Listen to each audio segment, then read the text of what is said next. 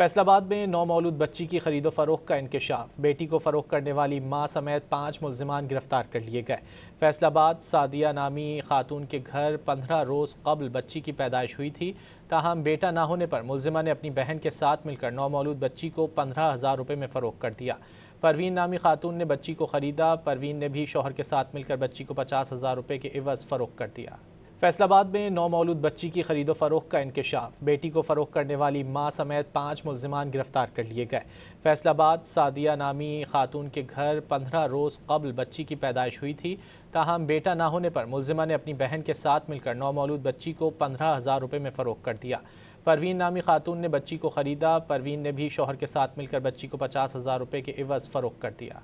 फैसलाबाद में नौमौलूद बच्ची की खरीदो फरोख्त का इंकशाफ। बेटी को फरोख्त करने वाली मां समेत 5 मुल्जिमान गिरफ्तार कर लिए गए। फैसलाबाद सादिया नामी खातून के घर 15 रोज़ कबल बच्ची की पैदाइश हुई थी। ताहम बेटा ना होने पर मुल्जिमा ने अपनी बहन के साथ मिलकर नौमौलूद बच्ची को 15,000 रुपये में फ़रोख्त कर दिया। परवीन नामी खातून ने बच्ची को ख़रीदा। परवीन ने भी शौहर के साथ मिलकर बच्ची को 50,000 रुपये के एवज़ फ़रोख्त कर दिया। फैसलाबाद में नौमौलूद बच्ची की खरीदो फरोख्त का इंकशाफ। बेटी को फरोख्त करने वाली मां समेत 5 मुल्जिमान गिरफ्तार कर लिए गए। फैसलाबाद सादिया नामी खातून के घर 15 रोज़ कबल बच्ची की पैदाइश हुई थी। ताहम बेटा ना होने पर मुल्जिमा ने अपनी बहन के साथ मिलकर नौमौलूद बच्ची को 15,000 रुपये में फ़रोख्त कर दिया। परवीन नामी खातून ने बच्ची को ख़रीदा। परवीन ने भी शौहर के साथ मिलकर बच्ची को 50,000 रुपये के एवज़ फ़रोख्त कर दिया।